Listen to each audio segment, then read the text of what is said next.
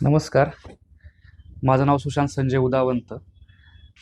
गेली अनेक दिवस आपण पाहतोय की मराठा इतिहासामध्ये जे काही इतिहासाचं विकृतीकरण म्हणा किंवा ज्या गोष्टी चालू आहेत सध्या, म्हणजे त्या सिनेमांमधून असतील, नाटकांमधून असेल किंवा कादंबऱ्यांमधून असेल.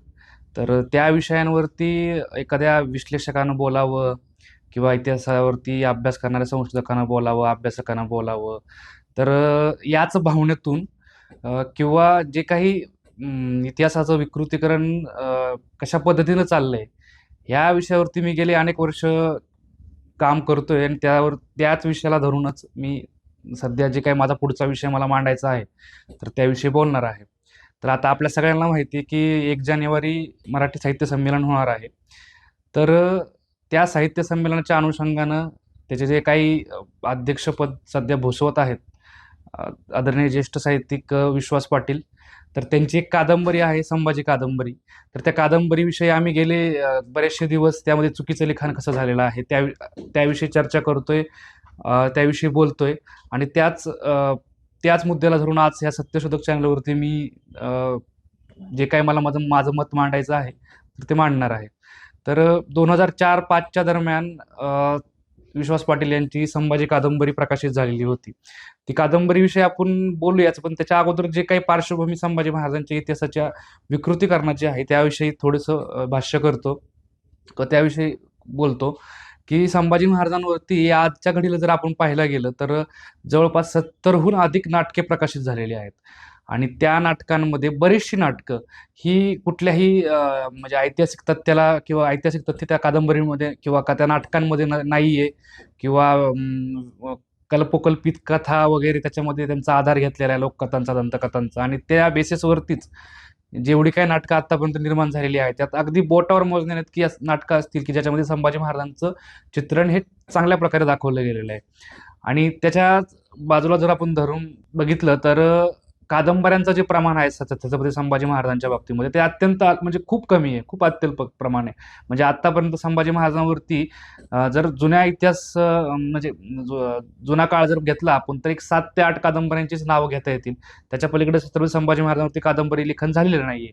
परंतु हे होत असताना ह्या सगळ्या गोष्टी जर आपण पाहिल्या, तर इतिहास अभ्यासक, इतिहास संशोधक किंवा कादंबरीकार, नाटककार, म्हणजे याच्यामध्ये एक बाजू अशी आहे, की इतिहास अभ्यासक जो असतो, की तो इतिहासामधले पुरावे जे असतील तो शोधून काढतो. संशोधक जो असतो पुरावे शोधून काढतो आणि त्याच्यावरती वस्तुनिष्ठ जो इतिहास आहे तो मांडत असतो. पण सामान्य वाचकांपर्यंत जर एखाद्या व्यक्तीचा इतिहास, एखाद्या महापुरुषाचा इतिहास किंवा एखाद्या ऐतिहासिक व्यक्तिमत्वाचा जर इतिहास आपल्याला समोर न्यायचा असेल, तर तो एकदम गोष्टी स्वरूपामध्ये किंवा अन्य काही बाबी मधून समजा किंवा नाटक असतील, चित्रपट असतील, तर त्याच्यामधून तो पोहोचवला जातो किंवा लोकांना ते समजून घ्यायला थोडंसं चांगलं वाटतं. पण एक ट्रेंड असा आलेला आहे किंवा लोकांचं म्हणणंच असं झालेलं आहे, की कादंबरीमध्ये जो इतिहास दाखवला जातो किंवा चित्रपटांमध्ये जो इतिहास दाखवला जातो, तो खरा असतो. आणि त्याच्यामुळं काय होतं, की त्याचे परिणाम वेगवेगळे पडतात. त्याच्यामुळे सामाजिक वातावरण कुठेतरी ढवळलं जातंय किंवा सामाजिक वातावरण अस्थिर होतं. कारण त्याच्यामध्ये बऱ्याचशा कुठल्या समाजाबद्दल, कुठल्या जातीबद्दल असेल किंवा एखाद्या व्यक्तीबद्दल असेल, पात्राबद्दल असेल, थोडंसं बदनामीकारक काही ना काही त्या कादंबरीमधून जात असतं. तर त्याच अनुषंगानं ही आपली आजची चर्चा आहे. तर ह्याच्यामध्ये विषय आहे, की विश्वास पाटील यांची, महाराष्ट्रातील ज्येष्ठ कादंबरीकार आहेत, त्यांची कादंबरी म्हणजे संभाजी कादंबरी. मी गेले अनेक दिवस ह्या विषयावरती बोलतोय. आम्ही त्यांच्या निवडीला सुद्धा विरोध केला होता. तर ह्या कादंबरीमध्ये जे लिखाण आहे त्याच्यावरती थोडंसं, त्या कादंबरीमध्ये जे विकृत लिखाण केलेलं आहे, तर त्या लिखाणाविषयी माझं बोलणं कर्तव्यच आहे, की कारण या अगोदरच्या जर गोष्टी जर आपण पाहिल्या किंवा या अगोदरच्या घटना जर पाहिल्या, की इतिहासाचार्य वा.सी. बेंद्रे असतील किंवा शिवपुत्र संभाजी या ग्रंथाच्या लेखिका डॉक्टर कमल गोखले असतील, तर यांनी सुद्धा एवढं सखोल संशोधन केलं. आणि ते सगळं असताना सुद्धा जर आत्ताच्या 21व्या शतकामध्ये सुद्धा जर संभाजी महाराजांविषयी अजूनही त्याच जुन्या गोष्टी जर चालू असतील, तर त्याच्यावरती बोलणं मला क्रमप्राप्तच आहे. संभाजी कादंबरीची जर सुरुवात तुम्ही पाहिली, तर त्या कादंबरीमध्ये गोदू आणि हंसा नावाचे 2 पात्र दाखवलेली आहेत. आता ही गोदू जी आहे ती गोदावरी ह्या नावाचं थोडक्यात अपभ्रंश हे करून घेतलेलं नाव आहे छोटंसं, की गोदू वगैरे. आणि दुसरं हंसा. आता ही जी दोन पात्र आहेत त्यांच्या कादंबरीमध्ये त्यांनी दाखवलेली आहेत, तर ती पात्र जुन्या नाटकांमध्ये आणि जुन्या कादंबरीमध्ये संभाजी महाराजांच्या इतिहासामध्ये घुसडवलेली पात्र आहेत, काल्पनिक पात्र आहेत. म्हणजे या कादंबरीचं जे पहिलं प्रकरण आहे, त्या पहिल्या प्रकरणामध्ये एक ती गोदू नावाची जी पात्र दाखवलेलं आहे, ते गोदू एका ब्राह्मण कुटुंबामध्ये जन्माला आलेली आहे. आणि तिला दाखवताना ते असं दाखवले की ती अण्णाजी दत्तो यांची पुतणी आहे. आणि ही गोदू जाते त्या एका म्हणजे सासरी नांदायला जाते. मग तिला तिथल्या त्याच्या सासऱ्याचा आणि नवऱ्याचा काहीतरी डावपेच जो असतो तो कळतो की तो स्वराज्या विरोधात आहे. मग ती संभाजी महाराजांकडे येते. मग संभाजी महाराजांविषयी कांगाळ्या उठतात, किंवा की ही संभाजी महाराजांकडेच का आली वगैरे वगैरे ह्या गोष्टी. म्हणजे जे काही गोदावरीचं प्रकरण आहे, ज्यांनी द ग गोडसेंचा लेख वाचलेला असेल, द ग गोडसेंचं लिखाण वाचलेलं असेल, ज्यांनी गोदावरीची कथा मांडलेली लोककथा, तर त्या ह्याच्यावरून तुम्हाला लक्षात येऊन जाईल की त्या कादंबरीमध्ये त्यांनी काय म्हणलेले आहे. आता ह्याच्या पुढचं मला अजून दुसरी गोष्ट बोलायची आहे, की हे एक पात्र झालं की गोदू नावाचं. दुसरं आहे हंसा नावाचं पात्र. आता ह्या हंसा नावाच्या पात्राला इतकं त्याच्यामध्ये हे केलेलं आहे, ग्लोरिफाय, की म्हणजे ग्लोरिफाय म्हणजे आपण एकदम काय ती हंसा जी असते ती छत्रपती संभाजी महाराजांवरती किती प्रेम करणारी आहे वगैरे दाखवलेला आहे. त्यांचा एक जो सीन असा त्या कादंबरीमध्ये दाखवला, तुम्ही आता कॅमेऱ्यासमोर सांगू शकत नाही तुम्हाला, पण तसा एक प्रसंग रंगवलेला आहे. तर वास्तविक जर पाहिलं तर ही जी पात्र आहेत ही जुन्या कादंबऱ्या नाटकांमध्ये आलेली पात्र आहेत, जी काल्पनिक आहेत. आणि ह्या नावाला इतिहासामध्ये बखरींमध्ये सुद्धा पुरावा नाहीये. बखरींमध्ये सुद्धा या नावाला आधार नाहीये की गोदावरी नाव असेल किंवा हंसा नाव असेल किंवा अजून तुळशी नाव, ही जी काय अशी नाव येतात काल्पनिक, म्हणजे ह्या कादंबरीमध्ये दोनच नाव येतं. ह्याच्यामध्ये सुद्धा आधार नाहीये. एखाद्या कुठल्याही ऐतिहासिक पत्रामध्ये म्हणा, अगदी पत्र तर लांबच राहिला विषय, बखरींमध्ये सुद्धा अशा प्रकारची नाव येत नाहीत. आणि ते असताना एक 40-50 पानं त्या पात्रांवरती खर्च करायची, कादंबरीची सुरुवात तशी दाखवायची. मग ह्याच्यातून साध्य काय करायचं आहे आपल्याला, हे गोष्ट कळलं पाहिजे. आणि ते तसं कादंबरीमध्ये दाखवलेलं आहे, हे विकृतीकरण केलेलं आहे. म्हणजे आणि हे तर दोन नावांचा तर मी उल्लेख केलाच, अजून दोन असे विषय आहेत. आता ही संपूर्ण कादंबरी जर हे करायची गेली तर ते आपल्याला इथं वेळ कमी पडेल सांगायला सुद्धा. पण मी अजून ठराविक 2-3 प्रसंग आहेत. ह्याच्यामध्ये दुसरा प्रसंग असा आहे की छत्रपती संभाजी महाराज एका अरबांच्या ह्याच्यावरती जहाजावरती आहेत. आणि त्या जहाजावरती कवी कलश, अरब आणि संभाजी महाराज यांना दारूचे ग्लास त्यांच्या हातामध्ये दाखवलेले आहेत. दारू घेताना त्यांना दाखवलेला आहे. मद्याचे चषक वगैरे असे शब्द त्याच्यामध्ये आलेले आहेत. हे आता ह्यातलं काय तथ्य आहे आणि काय काय म्हणजे काय तथ्य आहे या गोष्टीमध्ये, हे तर आपण पाहूच. पण असा एक प्रसंग त्या कादंबरीमध्ये आहे. दुसरा प्रसंग आहे छत्रपती संभाजी महाराजांना नाच गाण्याच्या मैफिलमध्ये बसवलं गेलेलं आहे. तो एक प्रसंग या कादंबरीमध्ये आहे. तो तर एवढा भयंकर आहे की तो आता तुम्हाला ह्याच्यावरती चॅनलला दाखवतीलच ते, की त्याच्यामधली पानं जी आहेत त्याच्यामध्ये किती विकृत लिखाण केलेलं आहे. अजूनही बऱ्याचशा गोष्टी होती की ज्या मला बोलणं भाग होतं, की आता ह्याच्यामध्ये तथ्य काय, की जो मी तुम्हाला सांगितलं की गोदू नावाचं कॅरेक्टर दाखवलेलं आहे, हंसा नावाचं कॅरेक्टर दाखवलंय, ज्यांना बखरींमध्ये सुद्धा अशा कथानकांना आधार नाहीये, जे फक्त लोककथेवरती आणि दंतकथेवरती आधारित आहेत, किंवा कुठल्या तरी अफवांवरती या गोष्टी अवलंबून होत्या. त्या गोष्टी कादंबरीमध्ये दाखवून त्याला सजवून वगैरे संभाजी महाराजांचं अगोदरच ज्या लोकांनी नाव बदनाम केलेलं आहे, तर त्याच्यामध्ये थोडीशी यांनी भर टाकायचं काम केलेलं आहे. आणि दुसरा जो प्रसंग आहे अरबांचा, जर आपण सत्य इतिहास जर पाहिला, जर अरबांचे डॉक्युमेंट्स पाहिले किंवा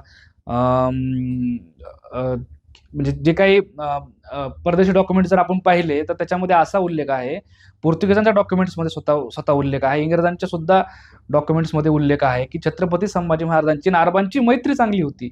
आणि त्या मैत्रीला पोर्तुगीज आणि इंग्रज स्वतः घाबरत होते. आणि एक तर प्रसंग इतिहासामध्ये असा आहे की एक बेट, अंजेदीव नावाचं बेट छत्रपती संभाजी महाराज अरबांना वसाहत स्थापन करण्यासाठी देणार होते. त्या गोष्टीला पोर्तुगीजांनी विरोध केलेला. म्हणजे इथपर्यंत ती चांगली मैत्री होती. तुम्ही त्या चांगल्या मैत्रीला दाखवायचं सोडून कुठतरी जहाजावरती हे दारूचे प्रसंग रंगवायचे, ह्याला कुठलाही इतिहासामध्ये कुठेही आधार नाहीये. आणि मुळात आपल्या साधनांमध्ये म्हणजे जी काही साधनं आता छत्रपती संभाजी महाराजांच्या इतिहासाच्या बाबतीमध्ये उपलब्ध आहेत त्यात आरबांविषयी फार त्रोटक उल्लेख आहेत, आणि ते त्रोटक उल्लेख पण चांगल्या प्रकारचे आहेत. त्यात कुठेही ह्या प्रसंगाचा उल्लेख नाहीये की दारू पिली वगैरे किंवा ते हे गेले होते. आणि दुसरा जो प्रसंग आहे की नाच गाण्याचा, तर ह्या नाच गाण्याच्या प्रसंगामध्ये की छत्रपती संभाजी महाराजांच्या इतिहासाला म्हणजे एवढं एवढं विकृतीकरण मी कुठं आतापर्यंत पाहिलं नाही. म्हणजे एक जुन्या कादंबऱ्यांमध्ये सुद्धा जर पाहिलं तर सुद्धा एवढं भयंकर म्हणजे ते जे जे चित्र त्या कादंबरीमध्ये उभं केलंय, संभाजी महाराज नाच गाण्याला बसवलेत आणि नाचताना तिथं सोबत अकबर आहे. प्रसंग तुम्ही त्या कादंबरी पान वाईज तुम्हाला ते सांगेल, तुम्ही ते वाचा. आणि त्या कादंबरीमध्ये नाचगाणं दाखवलेलं आहे. किंवा ते संभाजी महाराजांना ते त्या बाईच्या गळ्यातला तो हार ओढून काढतात वगैरे. तर कशामुळे ओढून काढतात की ते अकबराकडे जी बाई नाचायला म्हणजे नाचायला आली होती, तर त्या नाचणाऱ्या बाईला छत्रपती संभाजी महाराजांनी अकबराला जो हार दिला होता की भेट म्हणून, त्या अकबराने त्या नाचणाऱ्या बाईला दिला. आणि नाचणाऱ्या बाईला दिलेला हार संभाजी महाराजांनी पाहिला. मग संभाजी महाराज तिच्या गळ्यातून ते ओढून काढतात. एवढं विदारक म्हणजे वाचून अशी चीड येते अशा गोष्टी त्या कादंबरीमध्ये आहेत. मग हे आता एक प्रश्न याच्यामध्ये असा म्हणजे हे होतो, उत्पन्न होतो की हे कुठपर्यंत सहन करायचं, किंवा ह्या गोष्टी ज्या खोट्या गोष्टी आहेत त्या कुठपर्यंत प्रमोट करायच्या. आणि जर त्या प्रमोट करायच्या असतील, त्या जर लोकांपर्यंत न्यायच्या असतील, तर त्यातून आपण साध्य काय करतो, ह्या गोष्टीचं सुद्धा भान ठेवलं गेलं पाहिजे. कुठल्याही कादंबरीकाराने केलं पाहिजे, नाटककाराने केलं पाहिजे आणि चित्रपट निर्मात्याने केलं पाहिजे. मग छत्रपती संभाजी महाराजांच्या बाबतीमध्ये दाखवलं गेलं काय पाहिजे. म्हणजे मला दुर्दैवानं असं सांगावं लागतं की संभाजी महाराजांचं जे काही साहित्य आहे त्याच्यामध्ये त्यांनी 5 ग्रंथांचं एक 4 ग्रंथ आणि एका उपग्रंथाचं लिखाण केलेलं आहे. बुधभूषण असेल, नायिकाभेद असतील, नक्षिक असेल, 7 शतक असेल. तर ह्या ग्रंथांविषयी काही मांडत नाहीत कादंबरीमध्ये, कुठेही नाटकामध्ये दाखवत नाही. तर त्यातलं तत्वज्ञान सांगत नाहीत. बुधभूषण मध्ये एवढं चांगली राजनीतीची तत्व सांगितलेली येतं, एवढं चांगलं भाष्य त्यांनी म्हणजे मार्मिक गोष्टींवरती मार्मिक भाष्य केलेलं आहे बऱ्याच ठिकाणी त्यांनी, ते सुद्धा कोणी दाखवत नाहीये. आणि असली जी काही घाणेरडी लिखाणं आहेत ती कादंबरीमधून त्याच्यावरती 40 ते 50 पानं खर्च करायची, आणि ह्याच्यातून साध्य काय करायचंय. म्हणजे तुम्ही म्हणजे ह्याचं एक कारण असं आहे की म्हणजे आतापर्यंत मी ज्या काही कादंबऱ्या छत्रपती संभाजी महाराजांविषयी वाचल्या, 7 ते 8 कादंबऱ्यांची नावं आहेत, आणि जी काही नाटकं अभ्यासली, तर त्या नाटकांचा जो काही रोख आहे किंवा किंवा त्यांची जी ती लय आहे त्या नाटकांची किंवा कादंबरींची, म्हणजे छत्रपती संभाजी महाराजांच्या बाबतीमध्ये असे स्त्रियांचे प्रसंग रंगवायचे किंवा असे दारूचे प्रसंग रंगवायचे. म्हणजे आज महाराष्ट्राला हे वाटेल की जोपर्यंत स्टेजवरती घुंगराचे आवाज येत नव्हते, ढोलकीचे आवाज येत नव्हते, तोपर्यंत किंवा हातामध्ये दारूचा ग्लास नसायचा, म्हणजे सॉरी ग्लास असायचा, तर तशी एंट्री संभाजी महाराजांची स्टेजवरती नाटकांमध्ये जुने यायची. एवढं भयानक चित्र ह्या महाराष्ट्रानं पाहिलेलं आहे. मग या नाटकांचा जे काही स्वरूप होतं ते कोणत्या प्रकारचं होतं की संभाजी महाराजांना एकदम असं बदफैली दाखवायचं, बदनामकारक दाखवायचं, आणि ती गोष्ट एवढी रंगवायची आणि त्या दंतकथांचा आधार घ्यायचा. त्यांच्या लढाया ज्या काही उपलब्ध म्हणजे जे काही त्यावेळेस उपलब्ध साधनं त्याच्यावरती ज्या मिळाल्या किंवा त्याच्याविषयी संशोधन झालं, हे काही दाखवायचं नाही. दाखवलं तर थोड्याफार प्रमाणामध्ये दाखवायचं, पण ह्या गोष्टींवरती जास्त भर द्यायचा. आणि एक जी शेवटला संभाजी महाराज औरंगजेबाच्या कैदेमध्ये पडतात, आणि त्यानंतर त्यांना जो आपल्या आयुष्यावरती पश्चाताप होतो, आणि मग औरंगजेब त्यांना जे काही म्हणजे त्यांचं हौतात्म्य तिथं होतं छत्रपती संभाजी महाराजांचं, संभाजी महाराज स्वराज्यासाठी मरण पत्करतात. मग ह्या गोष्टीमधून संभाजी महाराजांना मोठं करायचं, हा जो पिंड आहे ना, हा जो काही काय म्हणतो आपण त्याला, ही जी पद्धत आहे ना, ही जुन्या कादंबरीकारांची, आणि तीच पद्धत अगदी विश्वास पाटलांच्या कादंबरीमध्ये तुम्हाला पाहायला भेटेल. म्हणजे कादंबरीची सुरुवातच जर एवढ्या घाणेरड्या प्रसंगाने होत असेल, तर त्या पुढं कादंबरीमध्ये काय लिहिलंय ह्याच्याविषयी आपण न बोललेलंच बरं सध्या तरी. तर अशा गोष्टींचं उदात्तीकरण होते, हे होते, आणि आम्ही सांगतोय ह्याच्या, आणि गेले अनेक दिवस झालं, गेले अनेक वर्ष झालं आम्ही हे सांगतोय की हे चुकीचं आहे. मग ह्याचा इम्पॅक्ट काय पडतो, मग एक कादंबरी काय घडू शकते आणि एक नाटक काय घडू शकतं. म्हणजे जुना जर इतिहास जर आपण पाहिला तर गोदावरीची जी समाधी म्हणून आज रायगडाच्या पायथ्याला दाखवली जाते, तर त्या रायगडाच्या पायथ्यावरची जी समाधी आहे त्या समाधीवरती एक लोककथा तिथल्या लोकांनी सांगितली. आपल्याकडे थोडस म्हणजे एक चांगले लेखक होऊन गेले द. गोडसे. तर त्यांनी ती लोककथा घेतली की गोदावरीच्या बाबतीमधली जी लोककथा आहे, ज्या लोककथेचं त्यांनी नाव पण छान दिलं होतं की संभाजीनंच माझी चिता पेटवली पाहिजे वगैरे वगैरे. त्याच्यावरती नंतर एक दग गोडसेंचा चित्रपट, दग गोडसेंच्या त्या ह्याच्यावरती त्या कथेवरती एक चित्रपट निर्माण झालेला आहे. मग तशी अनेक चित्रपट त्या काळामध्ये म्हणजे 3 ते 4 चित्रपटांची नावं जर म्हणजे जर पाहिली, त्याच्यामध्ये छत्रपती संभाजी महाराजांच्या नावानं 2 चित्रपट आहेत. एक रायगडचा राजबंदी नावाचा चित्रपट आहे. एक थोरातांची कमळा नावाचा चित्रपट आहे. म्हणजे एक कवी मुरलीधर गुप्ते म्हणून होते, त्यांनी छत्रपती संभाजी महाराजांवरती एक काव्य लिहिलं छोटंसं. आणि त्या काव्याला आधारूनच एक पुढे चित्रपट निघाला, थोरातांची कमळा. म्हणजे जे काही साहित्य निर्मिती होती त्याचं पुढचं पाऊल असं असतं की चित्रपट. आता हे मुद्दा मला इथं सांगायचा आहे, ह्याचं कारण तुम्हाला सांगतो की विश्वास पाटलांची जी कादंबरी संभाजी नावाची कादंबरी आली, अगदी आत्ता मागच्या वर्षी छत्रपती संभाजी महाराजांवरती जवळपास 4 चित्रपटांची निर्मिती झालेली आहे. ज्याच्यामध्ये एक छावा चित्रपट आहे, 2 चित्रपट मराठीमध्ये आलेले आहेत आणि एक चित्रपट आहे जो मराठी आणि हिंदी दोन्ही मध्ये आलेला आहे. तर त्या चित्रपटाचं शीर्षक होतं छत्रपती संभाजी. म्हणजे जो त्याच्या अगोदर संभाजी 1689 या नावानं रिलीज होणार होता किंवा प्रदर्शित होणार होता.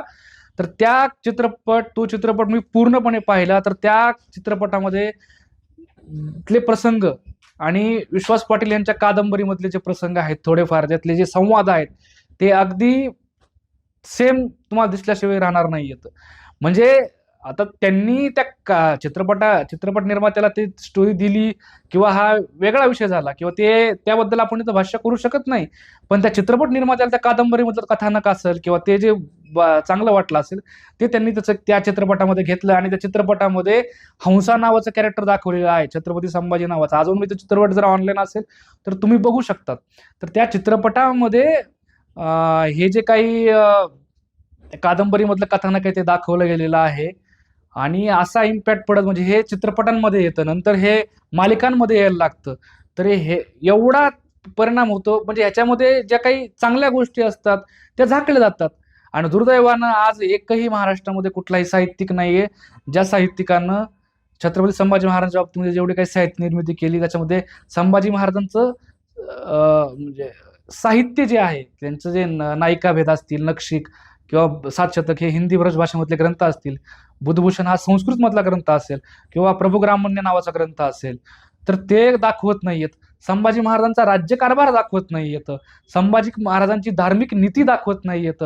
छत्रपती संभाजी महाराजांचं एकाच वेळी 8-8, 9-9 शत्रूंना दिलेलं जे त्यांच्या संकटांना दिलेलं तोंड आहे ते सुद्धा दाखवत नाही. त्यांनी कोणत्या धीरानं किंवा कोणत्या ताकदीनं ते त्यांच्यासोबत लढले, ह्या गोष्टीवरती भाष्य नाही करायचं. आणि अशा गोष्टी जरी दाखवल्या, ज्या लोकांनी ते दाखवलं, पण कुठंतरी जी काही संभाजी महाराजांच्या आयुष्यामध्ये ही गोदावरी, हंसा नावाची जी पात्र आहेत किंवा हे दारूचं ज्या गोष्टी आहेत, त्या एखाद्या ह्याच्यासारख्या रक्तपिपासू किड्यासारख्या त्या त्यांच्या चरित्राला चिटकून बसलेल्या आहेत, त्या काही सोडायचं नाव घेत नाही येतं. आणि इतिहासामध्ये अशा गोष्टींना कुठेही पुरावा नाहीये, कुठेही या गोष्टींना आधार नाहीये. आता हे 1960 साल 70 साल 60च्या दशकामध्ये सुद्धा हे गोष्टी क्लिअर झालेल्या आहेत सगळ्या.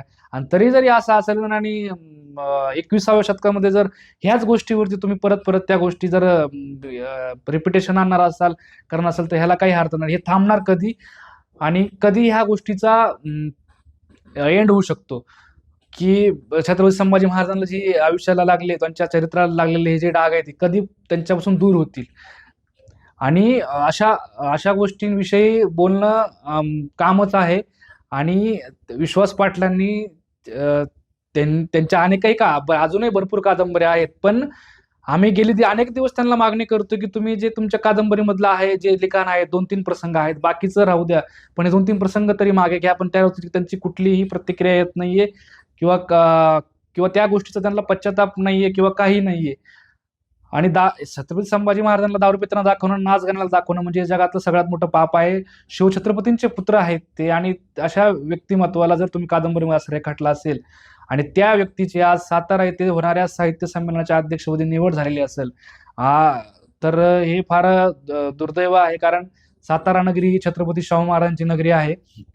म्हणजे शाहू महाराज म्हणजे छत्रपती संभाजी महाराजांचे पुत्र, आणि तिथं हा साहित्य संमेलनाचा सोहळा होतोय. तर आमची ह्याच्यातून मागणी एवढीच आहे की निदान ते लिखाण तर त्यांनी मागं घ्यावं. कारण आम्ही गेले अनेक दिवस या गोष्टीवरती बोलतोय, बऱ्याचशा संघटनांशी. म्हणजे तुम्हाला आवर्जून एक गोष्ट सांगायची आहे की बऱ्याचशा संघटनांशी देखील आम्ही या गोष्टीबद्दल बोललो, बऱ्याचशा लोकांबद्दल बोललो, पण एवढी भयंकर बाब असताना देखील कुणीही त्याच्यावरती बोलायला, कुठलीही महाराष्ट्रातली संघटना बोलायला तयार होत नाहीये. म्हणजे खास करून त्याच्यामध्ये ज्या काही पुरोगामी संघटना आहेत त्यांचं तर नाव घ्यायलाच पाहिजे. त्याच्यामध्ये भरपूर संघटना आहेत. म्हणजे आता प्रत्येकाचं नाव घेणं ठीक नाही, पण हे इतिहासाचं विकृतीकरण त्या लोकांना दिसत नाहीये का? तर विश्वास पाटील यांनी ते लिखाण मागं घ्यावं, एवढीच आमची ह्या माध्यमातून आणि चॅनलच्या माध्यमातून विनंती आहे. धन्यवाद.